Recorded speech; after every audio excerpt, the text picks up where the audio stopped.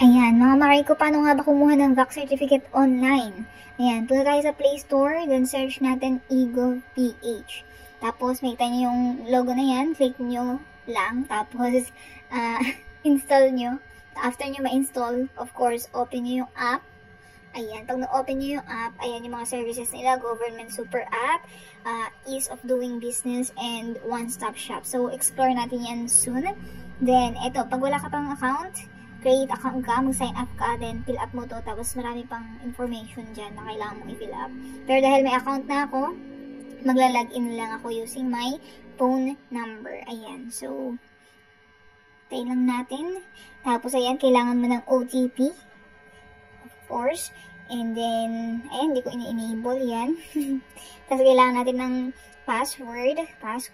Tapos, yan, hindi ko ini-enable yan. Ayan, tapos, ayan, pagka-verified ka na, pwede ka nang kumuha ng mga certificate here.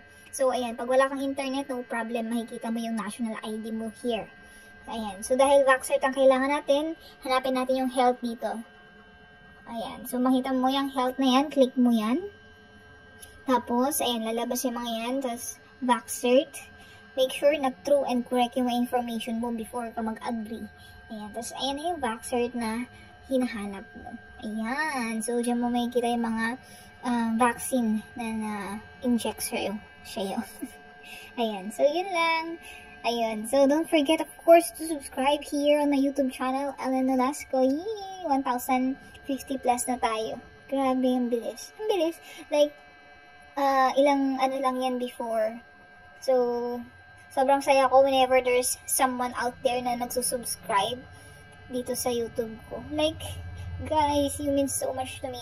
Ayan, so, follow nyo rin na yung aking page, Ellen the Farmer. Ayan, follow nyo na para sipagin na ako mag-post. Ayan, sipagin na talaga ako, promise guys, mag-post. So, ang dami kong i-share sa inyo, like, as in, naka-ano lang siya sa akin kasi naka-save lang sa phone ko yung mga videos. So, yun, I'll try my best to post na.